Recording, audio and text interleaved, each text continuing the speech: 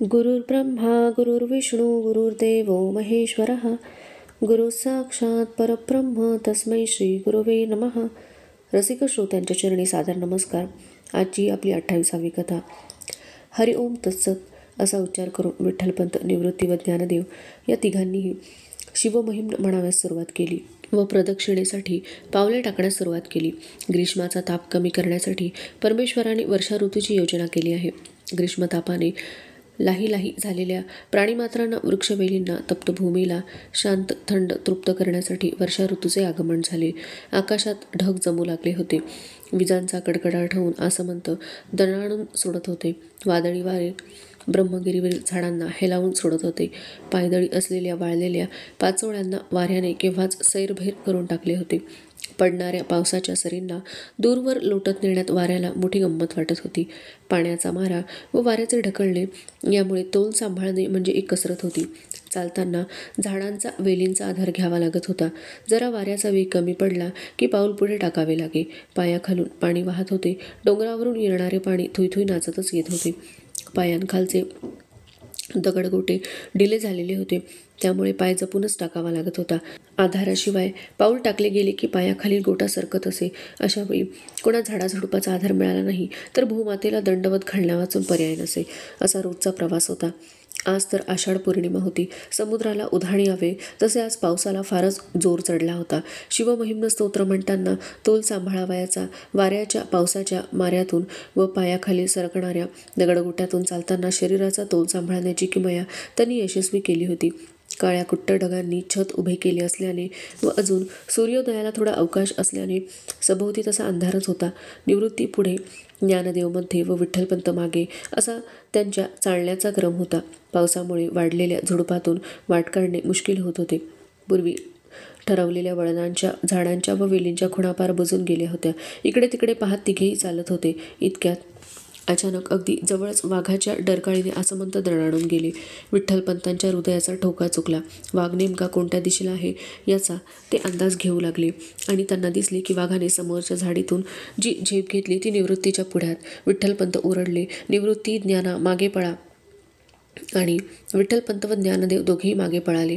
मागे पळताना दोघांचेही पाय दगड गोट्यावर पडल्याने ते घसरले व खाली पडले. डोंगर उतरणी असल्याने ते घरंगळत खाली जाऊ लागले. विठ्ठलपंत व ज्ञानदेव यांनी चपळाई करून एका झुडपाची फांदी धरली व स्वतःला खाली घसरवण्यापासून थांबवले. अंगाखाली पाणी वाहत होते, त्यामुळे उठताना ज्या दगडाचा पायाने आधार घ्यावा तो दगडच सटकावा व पुन्हा पडावे असे होऊ लागले. शेवटी कसेबसे दोघेही झुडपाला धरून उभे राहिले, पण तसे ते एकमेकांपासून दूरच होते. उठून उभे राहून स्वतःला सावरल्यावर दोघांनी सभोवताली पाहिले, पण कोणीच कोणाला दिसत नव्हते. विठ्ठलपंतांनी हाका मारायला सुरुवात केली. निवृत्ती, ज्ञाना, निवृत्ती, ज्ञाना, तुम्ही माझ्या हाकेला साथ द्या. मी तुमच्याजवळ येतो व तुम्हाला वर आणतो. तुम्ही कोणत्या तरी झुडपाला घट्ट धरून उभे राहा. निवृत्ती, ज्ञाना, ओ द्या. विठ्ठलपंत थांबले. परत साथ येते का याची वाट पाहू लागले. अंधार असल्याने स्पष्ट काहीच दिसत नव्हते व झुडपे वाढली असल्याने 4-5 फूट उंचीच्या खालचे काहीही दिसत नव्हते. ज्ञानदेवाला विठ्ठलपंतांचा आवाज ऐकू आला. त्याने मोठ्याने ओरडून व शेजारील एका झाडाच्या बुंध्यावर चढून विठ्ठलपंतांच्या हाकेला साथ घातली. विठ्ठलपंतांना ज्ञानदेव दिसला. त्यांनी धोत्राचा सोगा हलवून दाखवला व ओरडून म्हणाले, ज्ञाना, तेथेच थांब, मी येतो तेथे. विठ्ठलपंत हळूहळू ज्ञानदेवाजवळ गेले. त्यांनी ज्ञानदेवाला धरून प्रदक्षिणेच्या मार्गावर आणले. त्या दोघांनी मिळून आता निवृत्तीला हाका माराव्यास सुरुवात केली. आता पावसाचा जोर बराच कमी झाला होता. वादळी वाऱ्याचा जोरही शांत झाला होता. सूर्यनारायणाने आपल्या किरणांचा प्रभाव पडायला सुरुवात केली होती, त्यामुळे सभोवतालचे बरेचसे दिसू लागले होते. विठ्ठलपंतांनी निवृत्तीला हाक मारली, निवृत्ती, ए निवृत्ती. ज्ञानदेव म्हणाला, निवृत्तीदा, ए निवृत्तीदा, अरे कुठे आहेस तू? तेथूनच ओ दे, आम्ही येथेच आहोत. विठ्ठलपंत ज्ञानदेवांच्या हाका वातावरणात विरून गेल्या. दोघेही क्षणभर थांबले. त्यांनी स्वतःभोवती फिरून दूरवर नजर फिरवली. सळसळणाऱ्या पानातून कोणी वर येते का याचा अंदाज घेऊ लागले. वाघाने झेप मारून निवृत्तीला जखमी तर केले नसेल ना, म्हणून विठ्ठलपंत कोठे कणण्याचा आवाज येतो काय याचा अंदाज घेऊ लागले. विठ्ठलपंत म्हणाले, ज्ञाना, कोठे रे दिसला वाघ आपणाला? येथेच ना. निवृत्ती, येथे.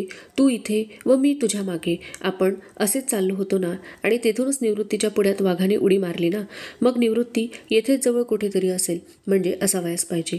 ज्ञाना, तू निवृत्तीला कोणीकडे पळताना पाहिलेस का? किंवा त्याचा आवाज तरी ऐकलास का? विठ्ठलपंत बोलत होते.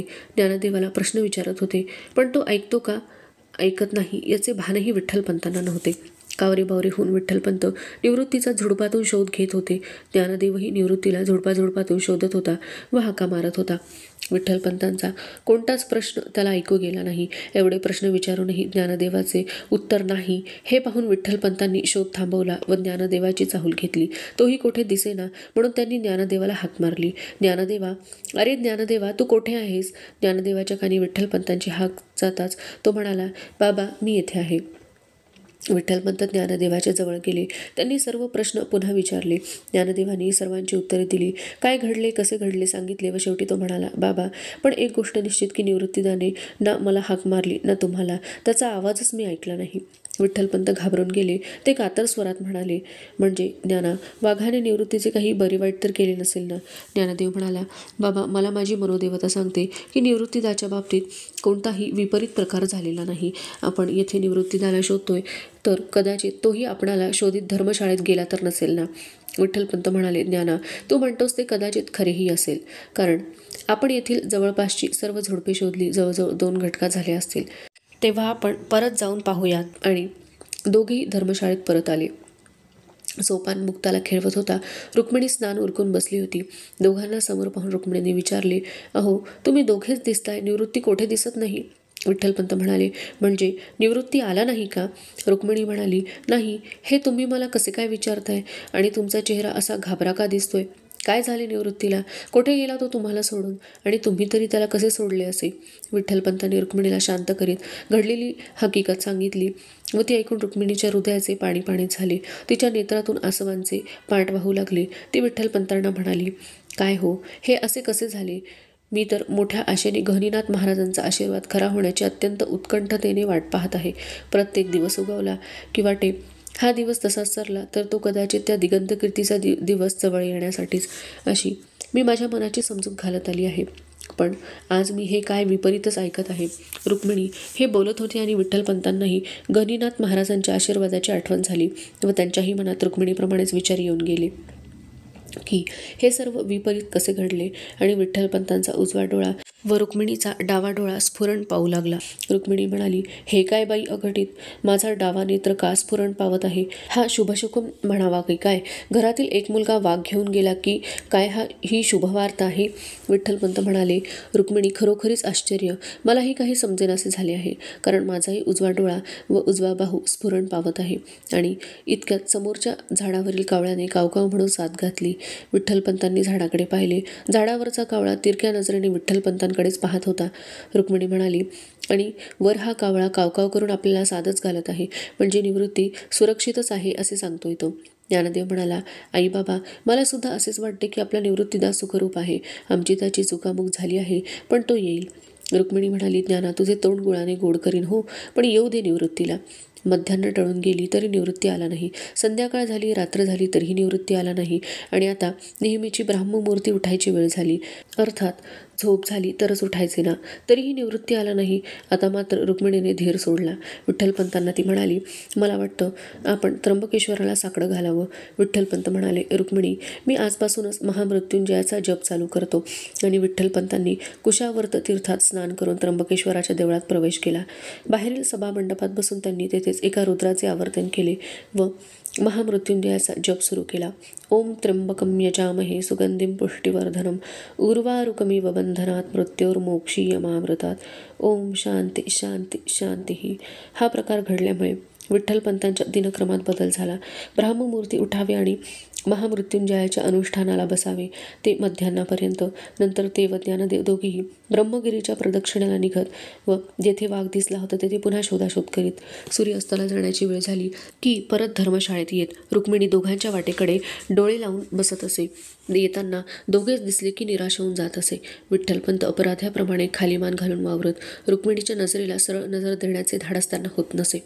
नेत्रस्फुरण, बाहुस्फुरण, कावळ्याचे कावकाव, संवत्स गोदर्शन, भारद्वाजाचे दर्शन असे अनेक शुभशकुन त्या दोघांना प्रत्ययाला येत होते. पण कशाचाही अर्थ समजण्याची त्यांच्याकडे क्षमता नव्हती, कारण पुत्रप्रेमाच्या मोहाचे आवरण कठीण होते.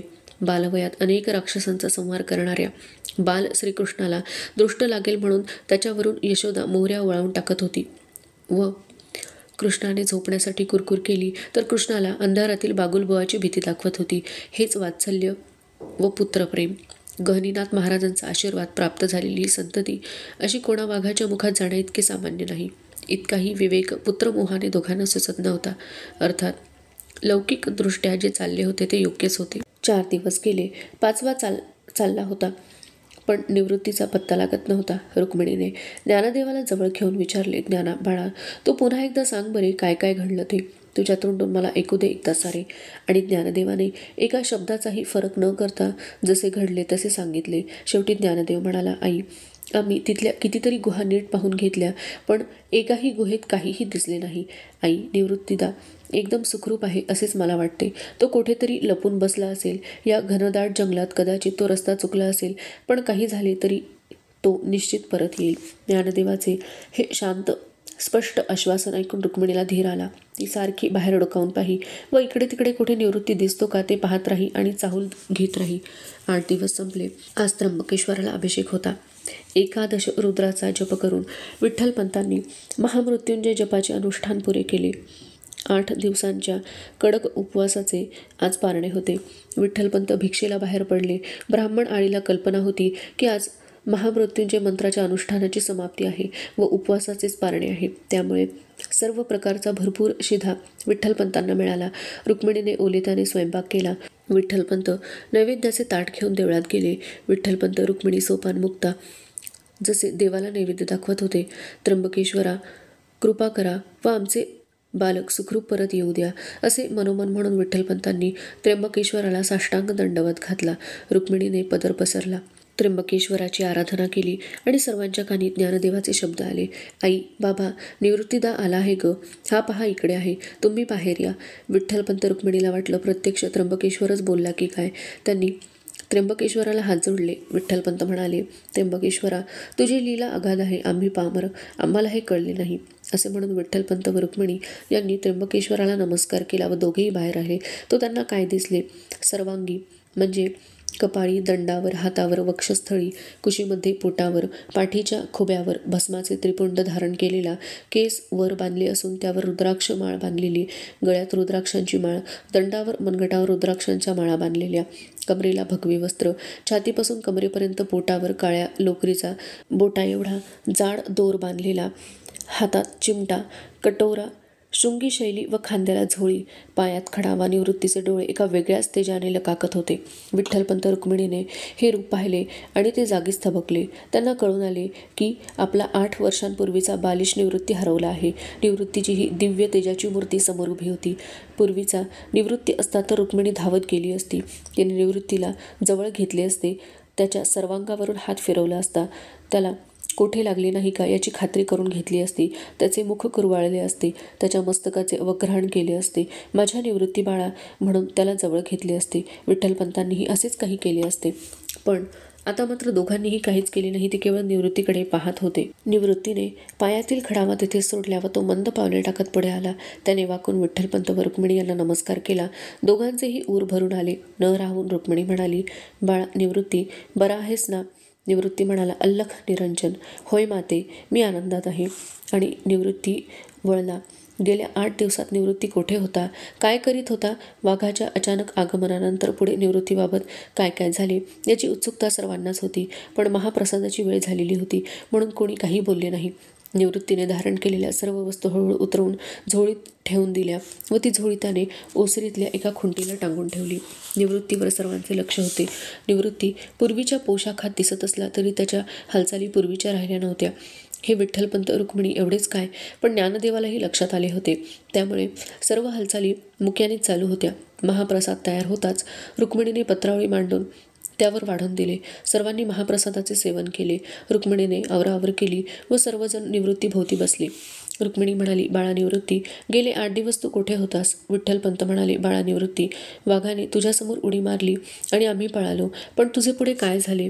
ज्ञानदेव म्हणाला, निवृत्तीदा, आणि या ज्या वस्तू तुला मिळाल्यात त्या तुला कोणी दिल्या? निवृत्ती म्हणाला, आई, बाबा, ज्ञानदेवा, सर्व काही सांगतो, ऐका. धन्यवाद.